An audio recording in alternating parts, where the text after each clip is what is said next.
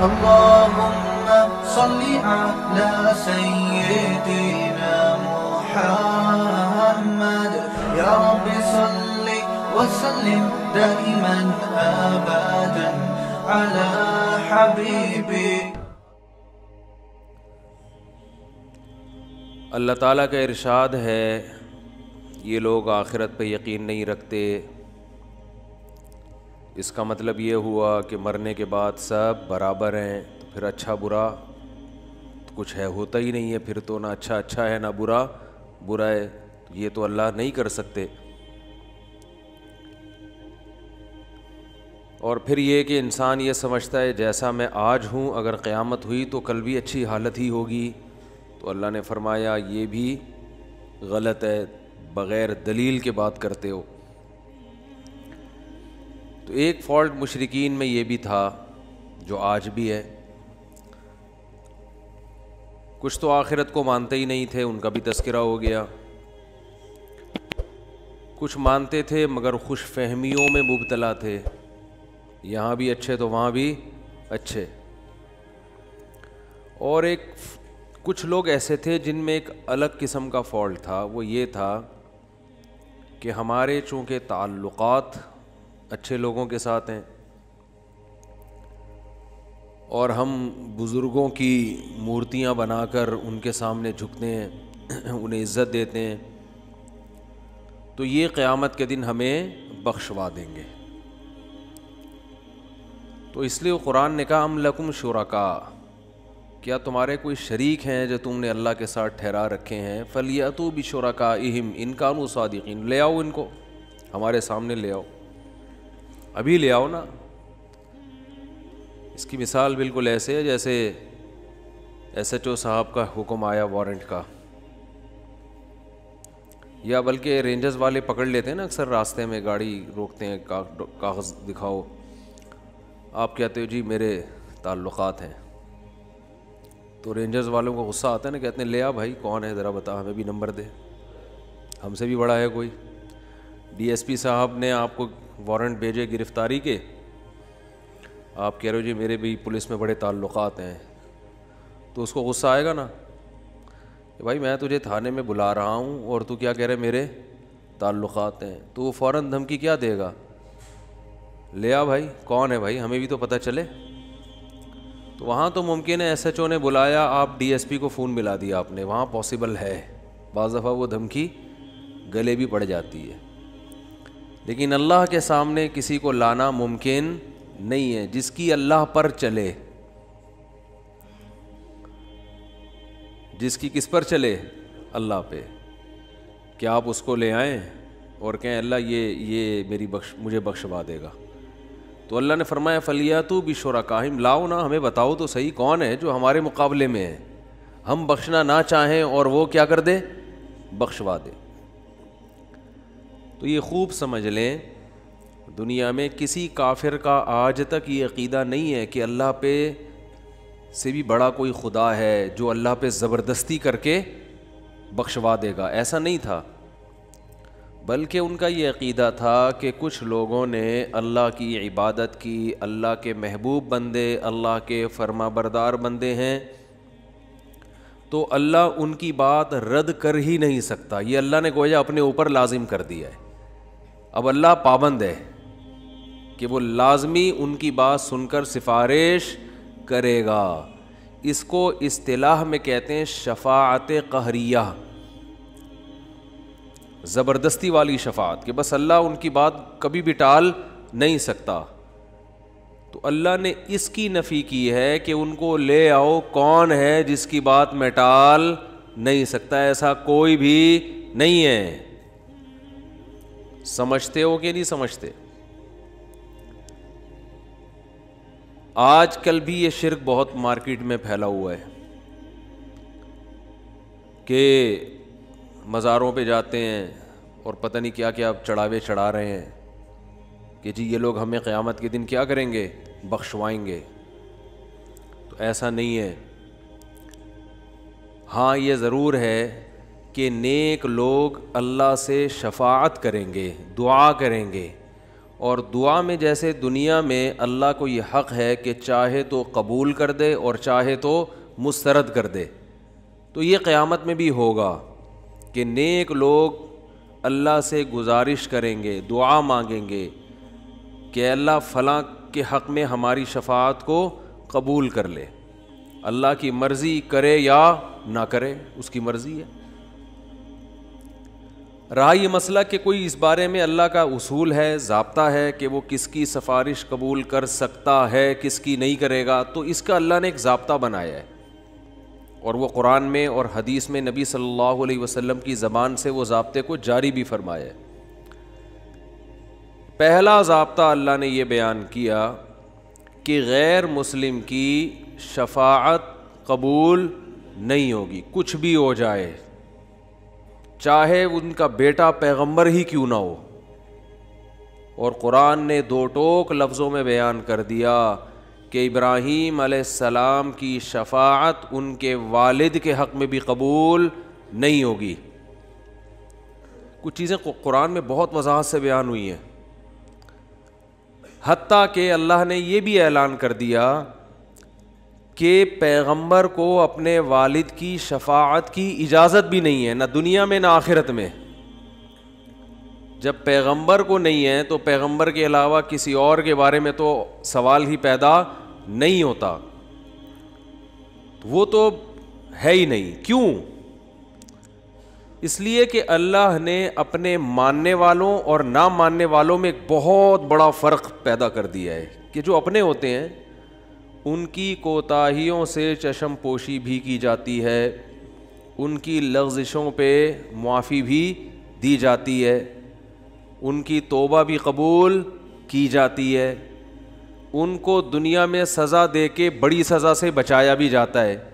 لیکن جو سرے سے مانتے ہی نہیں ہیں، وہ تو مانتے ہی نہیں تھے، جب مانتے ہی نہیں ہیں تو اب کیا لینے آئے ہو ہمارے پاس آخرت میں؟ تو یہ اللہ کا ایک اصول ہے۔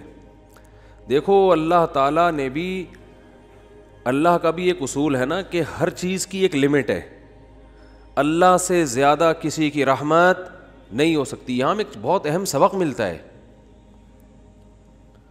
کیا کریں یار، ایسے ایسے ٹیکنیکل پوائنٹ کھوپڑی میں آتے ہیں نا، جب یہاں بیٹھتا ہوں تو پھر وہ موضوع سے بات ہٹتی ہے، لیکن وہ جب کھوپڑی میں آ رہے ہیں تو آئی سے لے رہے ہیں کہ وہ کھوپڑی میں پارسل کیے جائیں۔ بھئی یہ بھی تو کھوپڑیاں بیٹھی ہوئی ہیں نا میرے سامنے۔ دیکھو اس سے کیا پتہ چلتا ہے، اللہ سے بڑی رحمت کسی کی ہو سکتی ہے؟ ناممکن ہے۔ وہ اپنے بندوں سے، اپنی مخلوق سے، ماں سے بھی 100 گنا زیادہ محبت کرتا ہے جیسے ماں بچوں سے کرتی ہے، لیکن اللہ نے بھی اپنی رحمت کی ایک باؤنڈری کھینچ دی ہے، بھائی اس سے آگے نہیں۔ کتنی بڑی رحمت، بھائی 100 بار توبہ کرو، 100 بار گناہ کرو تو 100ویں بار بھی توبہ کرو گے قبول کروں گا میں۔ موت سے پہلے پہلے توبہ کا دروازہ کھول دیا، تانا بھی نہیں دے گا کہ ابے 99 دفعہ تو نے توبہ توڑی ہے، ابھی پھر تجھے شرم نہیں آتی توبہ کرتے ہوئے؟ نا نا نا نا، لو بلغت ذنوبک عنان السماء، آسمان تک کی لگام تک پہنچ جائیں گناہ، ثم استغفرونی، 2 آنسو بہائے کہ اللہ معاف کر دے، اب نہیں کروں گا، اللہ فرماتے میری رحمت کی لہر معاف کر دے گی اس کو۔ 99 انسانوں کا قاتل جس نے پھر 100ویں انسان کا بھی قتل کیا، توبہ کے ارادے سے گیا ہے اور موت آئی اور اللہ نے اس کو جنت میں داخل کیا، توبہ کی نہیں تھی، توبہ کے ارادے سے چل پڑا تھا۔ اتنی بڑی رحمت۔ فرعون نے ہزاروں بچوں کو قتل کیا، حضرت موسیٰ کو ستایا، اللہ نے توبہ کا دروازہ بند نہیں کیا۔ لیکن یہاں بھی ایک لمٹ ہے کہ اگر موت اپنی آنکھوں سے دیکھ لی، موت کا غرغرہ آ گیا، اب ایڑیاں بھی رگڑو گے تو توبہ قبول نہیں ہوگی، یا کفر پر ہو تو پھر جتنی بھی نیکیاں کر لو، اللہ کے ساتھ شریک کرتے تھے کسی کو، پیغمبروں پر، اللہ کے پیغمبروں کا انکار کرتے تھے، جبکہ پیغمبروں کے برحق ہونے کی دلیل بھی پہنچی تمہارے پاس۔ ایک شخص ہے نا جس کو پیغمبروں کا پتہ ہی نہیں ہے، وہ تو معذور ہے، دلیل بھی پہنچی، اس کے باوجود ان کا انکار کیا، تو بھائی پھر کچھ بھی نیکی، کتنی بھی نیکیاں کر لو، آخرت میں اللہ کے ہاں اس کا کوئی اجر نہیں ہے، اور اللہ کو ایسے لوگوں پہ ترس نہیں آئے گا. تو ایک لمٹ ہو گئی نا رحمت کی، بھئی یہاں تک ہے، اس سے آگے نہیں ہے. تو جب اللہ جو سب سے زیادہ ارحم الراحمین ہے بھائی، اس کی بھی رحمت کی ایک لمٹ ہے. ہاں وہ الگ بات ہے کہ جب کرتا ہے تو لامحدود رحمتیں کرتا ہے، لیکن لمٹ اس لحاظ سے کہ کس پہ کرنا ہے اور کس پہ نہیں کرنا. تو ہم اتنے فنڈر کیوں بنتے ہیں کہ اتنی لچک پیدا کر لیں اپنے اندر کہ آپ کے ساتھ جو مرضی جو بھی کرتا رہے اور آپ کو غصہ ہی نہ آئے. ہے بھائی آپ اتنے پولائٹ ہیں، آپ اتنے میٹھے ہیں کہ جو مرضی کر لو آپ کے ساتھ. آج اخلاق کا نا یہ بھی ایک عجیب سا، یہ دینداروں میں بہت زیادہ ایب نارملٹی ہے. معاملات میں آپ دیکھ لو،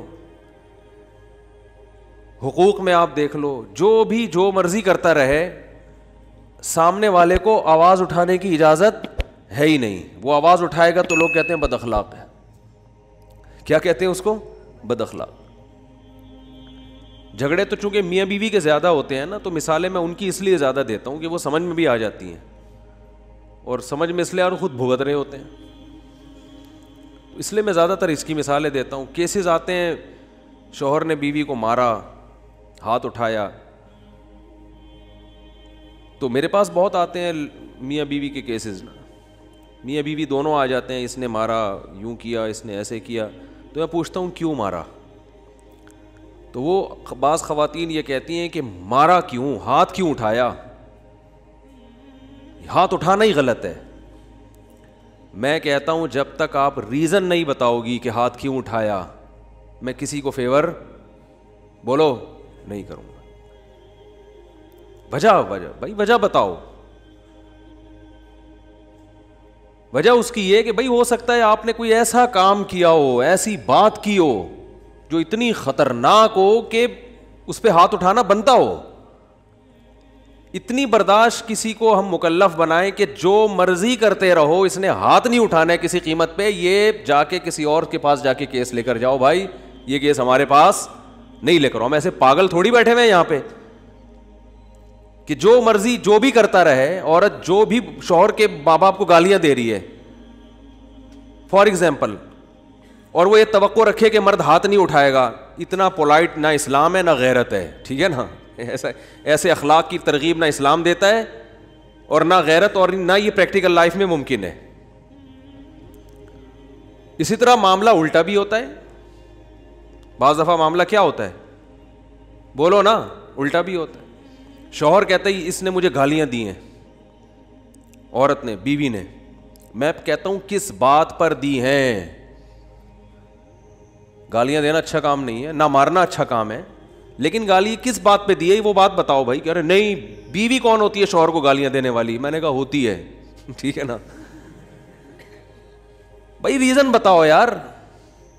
ہو سکتا ہے کہ آپ نے کام ایسا کیا ہو کہ 4 گالیاں اس نے دی ہیں، سن کے 8 گالیاں میں دے دوں آپ کو، اتنا غصہ آئے مجھے.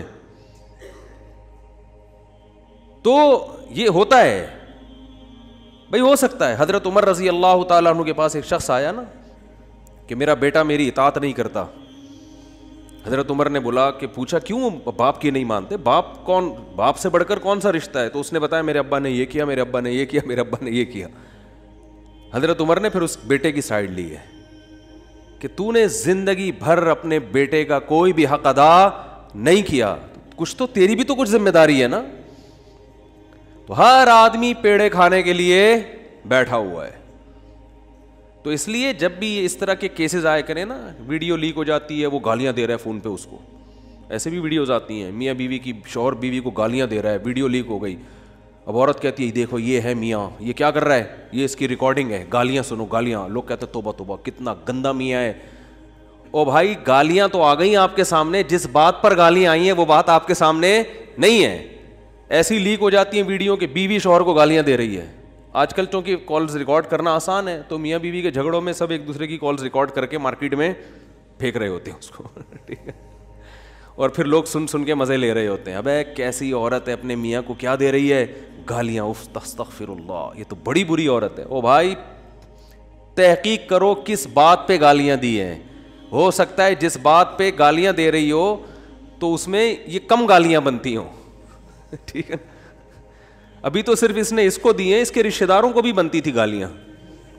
وہ بلب کے رشتہ داروں کو بھی گالیاں دی تھی نا, صرف بلب کو تھوڑی دیا گالیاں. جب لائٹ جاتی ہے تو لوگ صرف بلب کو گالیاں نہیں دیتے, بلب کے رشتہ داروں کو بھی گالیاں دیتے ہیں. تو دینی نہیں چاہیے گالیاں, میں بار بار کہہ رہا ہوں, لیکن بات ہے نا کہ گالیاں دینا جہاں برا ہے تو ایسا کام بھی تو برا ہے نا جس پہ اتنی گالیاں سننے کو مل رہی ہیں. ایک خاتون کے داماد نے اس کی بیٹی پہ ہاتھ اٹھایا, غلط کام ہے, میں ہاتھ اٹھانے کو پروموٹ نہیں کرتا, کہیں آپ یہ سمجھیں گے شوہروں کو چاہیے بیویوں کو ماریں, ایسا نہیں ہے. لیکن عورت تھی سمجھدار, بیٹی نے گھر آ کے بتایا میرے میاں نے ہاتھ اٹھایا ہے. آج کل تو عورتیں اور گھر مائیں تباہ کر دیتی ہیں. تو ماں نے کہا بیٹا دیکھ شوہر نے ہاتھ اگر اٹھایا ہے نا تو کوئی تو بات ہوئی ہوگی. فوراً کیا کرتے ہیں, فون گھما کے داماد کو گالیاں دینا شروع کر دیتے ہیں. یہی ہوتا ہے نا آج کل مارکیٹ میں, اٹھا گیا تو نے ہاتھ کیسے اٹھایا, ہوتا کون ہے تو. پہلے تحقیق کر لو بھائی بولا کیا ہے اس نے. ہاں کوئی ایسی بات نہیں ہے, اس کو بولو بھائی کیوں, یہ تو کوئی ایسی بات نہیں ہے جس پہ ہاتھ اٹھایا جائے, اور اگر غلط بھی ہے تو اتنی غلط تھوڑی ہے کہ ہاتھ اٹھایا جائے. تو بس جذباتیت کا شکار ہیں, افراط و تفریط ہے, پولائٹ بننے کے چکر میں سارا بیڑا غرق ہو رہا ہے. صحیح ہے نا, یہ اسلام کے اخلاق نہیں ہے. ہر چیز بیلنس ہے اسلام میں, ہر چیز. کتنا پیارا اصول ہے, بچے کو 7 سال کی عمر میں محبت سے سمجھاؤ, مارنے کی اجازت نہیں ہے, چھوٹا ہے بھائی, نماز پڑھے ٹھیک ہے, نہیں پڑھے تو بھی ٹھیک ہے, 10 سال تک برداشت کرو. 3 سال تمہارے پاس ہیں محبت کے لیے, 10 سال میں بھی نماز نہیں پڑھتا تو اب انسان لاتوں کے بھوت ہاتھوں سے نہیں سمجھتے, اب ہاتھ اٹھانا پڑے گا آپ کو. اب نہیں اٹھائیں گے تو یہ پولائٹنس نہیں ہے, یہ آپ کے نالائق ہونے کی, بولو نا بھائی, دلیل ہے, آپ کے نالائق ہونے کی دلیل ہے. تو ہر چیز میں ایسا ہے, ہر چیز میں, ہر معاملے میں. آپ کا ملازم ہے, صحیح کام نہیں کر رہا, ٹائم پہ نہیں آ رہا, بزنس کا بیڑا غرق کر دیا, محبت سے سمجھاؤ, تمیز سے. 2-4 دفعہ کے بعد چل بھائی چھٹی تیری, نکل پتلی گلی سے. ٹھیک ہے نا, یہ فیکٹری ہے, ہم نے کو عیدی سینٹر تھوڑی کھولا ہوا ہے ہم نے یہاں پہ. ہمارے ایک رشتہ دار فیصل آباد میں, ان کی فیکٹری تھی کپڑے کی, مجھے لے گئے. ویسے مجھے شوق بھی ہے چیزیں دیکھنے کا, کیسے بن رہا ہے, کیا ہو رہا ہے. تو ملازم بڑے تمیز سے کام کر رہے ہیں. میں نے کہا پہلی دفعہ دیکھا ہے ملازم اتنی تمیز سے. انہوں نے کہا ٹھڈے مار مار کے ان کو انسان بنائے. ٹھڈے مار مار کے کیا بنائے, کہہ رہے بیٹھے رہے, کہتے تھے جب آتا تھا سو رہے ہوتے تھے, کام ہی نہیں کرتے. دہاڑی پہ تو ایسا ہی ہوتا ہے نا, کمیشن پہ کام ٹھکا ٹھک ہوتا ہے, دہاڑیوں پہ کام ایسا ہی ہوتا ہے. تو یہ نہیں ٹھڈے وڈے نہیں مارے, تمیز, اصل تو تمیز ہی ہے, لیکن تمیز کی بھی ایک کیا ہے میرے بھائی, حد ہے, حد ہے تمیز. تو مسلمان چونکہ ہماری زندگیوں میں بیلنس ہی نہیں ہے. اصل تو اخلاق ہی ہیں, یاد رکھو. اصل کیا ہے, یہ نہیں کہ اصل سختی ہے. اصل کیا ہے, جو کام اخلاق سے ہوتا ہے وہ سختی سے نہیں ہوتا. اسلام نے اصل تو اخلاق سکھائے. آپ صلی اللہ علیہ وسلم نے فرمایا قیامت کے دن میرے سب سے قریب وہ ہوگا احسنہم اخلاقا, جس کے اخلاق سب سے اچھے ہوں گے. گالیاں ٹھڈے یہ کوئی تہذیب نہیں ہے. مار دھاڑ, گھروں میں چیخو پکار, گالیاں دے رہے ہیں رشتہ داروں کو, گالیاں بلب کے رشتہ داروں کو. بھائی کہ لائٹ اگر جا رہی ہے تو گالیاں دینے سے لائٹ تھوڑی آ جائے گی. ٹھیک ہے نا, نہ بلب کے رشتہ داروں کو گالیاں دینے سے لائٹ آئے گی, نہ بلب کو گالیاں دینے. آپ کی زبان کیا ہو جائے گی, خراب ہو جائے گی. تو اصل تو اخلاق ہی ہیں. حضرت انس ابن مالک رضی اللہ تعالی عنہ نے 10 سال نبی کی خدمت کی ہے, بچے تھے. فرماتے ہیں ایک دفعہ بھی ایسا نہیں ہوا کہ میں نے کوئی کام نہیں کیا اور آپ نے یہ پوچھا کیوں نہیں کیا, اور میں نے کوئی کام نہیں کرنا تھا اور کر دیا تو آپ نے یہ پوچھا ہو کہ کیوں کیا. بس جتنا کام کر دیا ٹھیک ہے, نہیں کیا تو بھی ٹھیک ہے. نبی صلی اللہ علیہ وسلم نے حضرت انس بن مالک کو ایک دفعہ کسی کام سے بھیجا. وہ بچے تھے, بجائے کام کرنے کے بچوں میں کھیلنے لگے جا کے. تو آپ صلی اللہ علیہ وسلم گئے, دیکھا بھائی کہاں ہیں, تو دیکھا وہ تو کھیل رہے ہیں. تو آپ صلی اللہ علیہ وسلم حضرت انس بن مالک کے پیچھے جا کے کھڑے ہو گئے. حضرت انس نے پیچھے مڑ کے دیکھا تو آپ صلی اللہ علیہ وسلم کھڑے ہوئے مسکرا رہے ہیں, کچھ بھی نہیں کہا. سمجھ رہے ہیں وجہ کیا ہے بھائی, یہ تو اپنی ان کی والدہ نے گفٹ دیا ہے نا خدمت کے لیے, تو اپنی مرضی سے خدمت کر رہے ہیں, اس میں سختی کیسی؟ ٹھیک ہے خدمت کر دی تو بھی, اور بچوں کے ساتھ تو ویسے بھی شریعت میں سختی نہیں ہے, بچوں کے ساتھ تو بہت نرمی ہے. میں تو وہ جو ٹھڈے مارنے کی بات کروں تو 30-35 سال کے تھے نا جو پڑے ہوئے ہیں.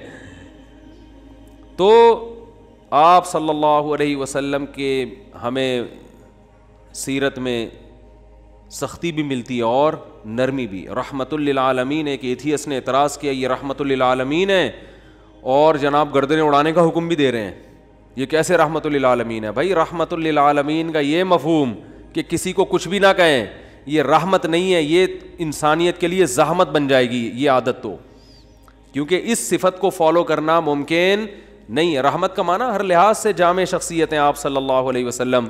مشہور واقعہ کئی بار سنا چکا ہوں, دوبارہ سنا کے بس پھر آگے بڑھتا ہوں, کہ ایک شخص نبی صلی اللہ علیہ وسلم کی جاسوسی کر رہا تھا, گرفتار ہو گیا, تو آپ نے حکم دیا اس کی گردن اڑائی جائے.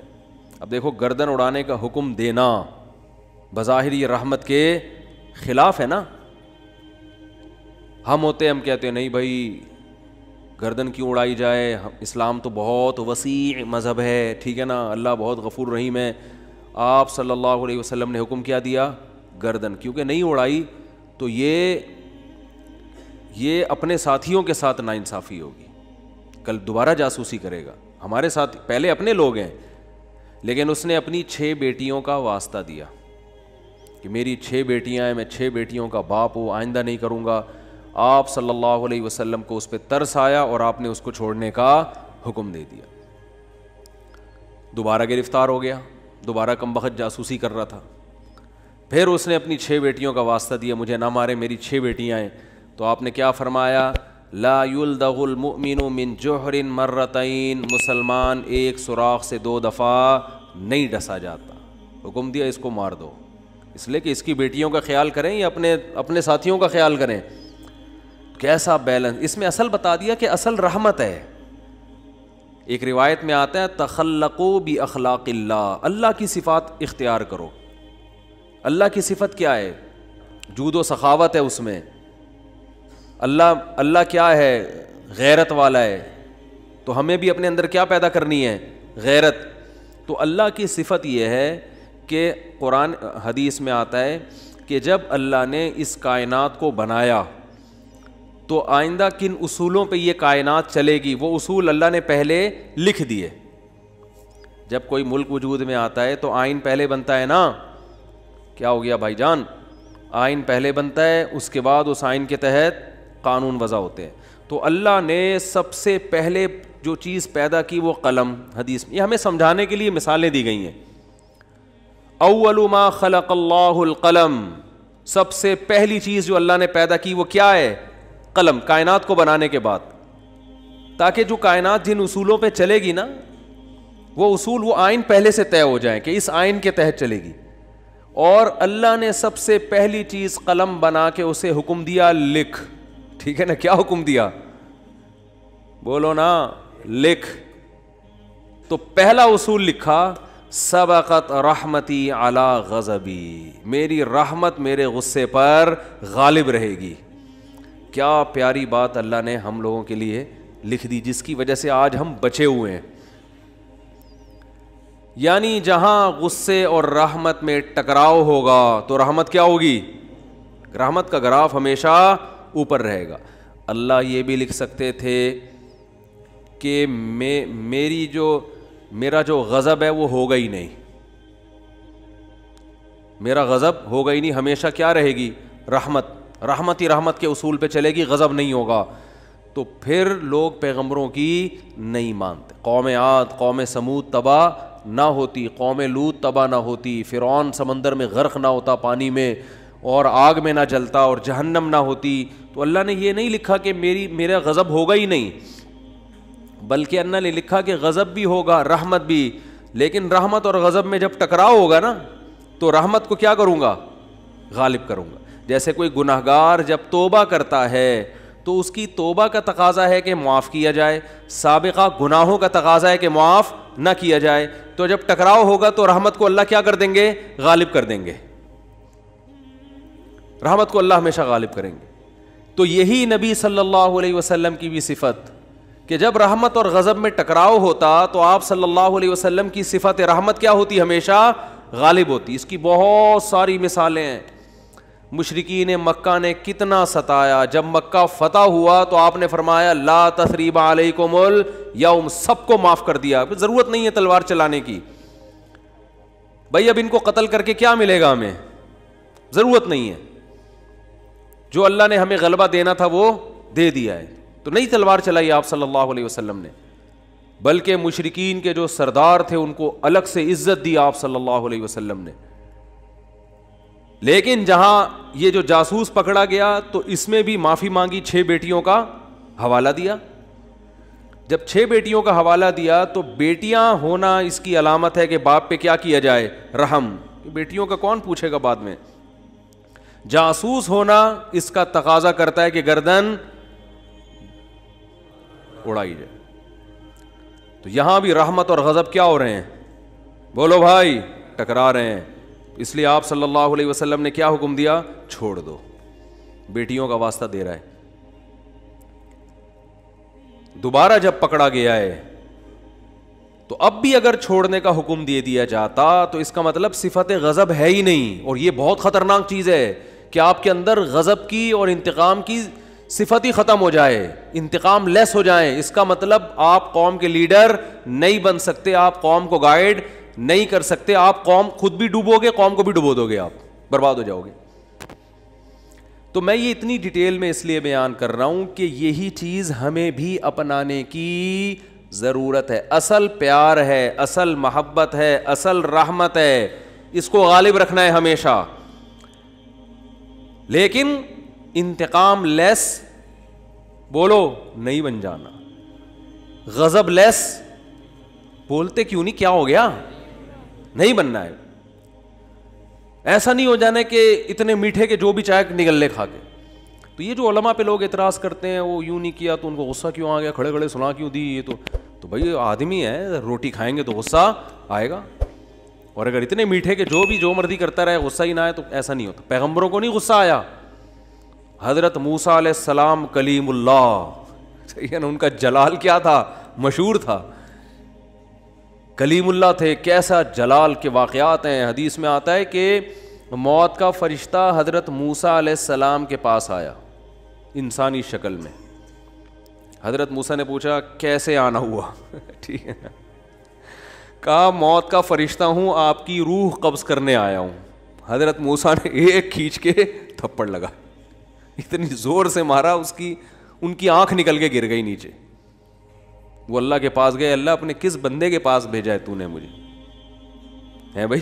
پتہ نہیں حضرت موسیٰ کو غصہ کس بات پر آیا, اسٹائل ان کا ایسا ہوگا, ہے بھائی, یا کیا وجہ, وہ تو حضرت موسیٰ ہی جانتے ہیں. ظاہر ہے پیغمبروں کو ناحق غصہ نہیں آتا, لیکن اللہ بس ایک حضرت موسیٰ کی جو جلالی صفت ہے نا اس کا اظہار کرنا چاہتے تھے کہ دشمنوں کو کہ ان سے بچ کے رہو, ٹھیک ہے. انہوں فرشتے کے تھپڑ لگا دیا تو تھوڑا سا احتیاط رکھو ان سے. تو اصل کیا ہے میرے بھائی, اصل محبت ہے. یہ میں اس لیے بتا رہا ہوں کہ بعض لوگ الٹی کوالٹی ہوتی ہے ان کے اندر. اصل غصہ ہے, جب دیکھ لیں غصہ جاری نہیں ہو رہا تو پھر تمیز پہ آ جاتے ہیں وہ, ٹھیک ہے نا.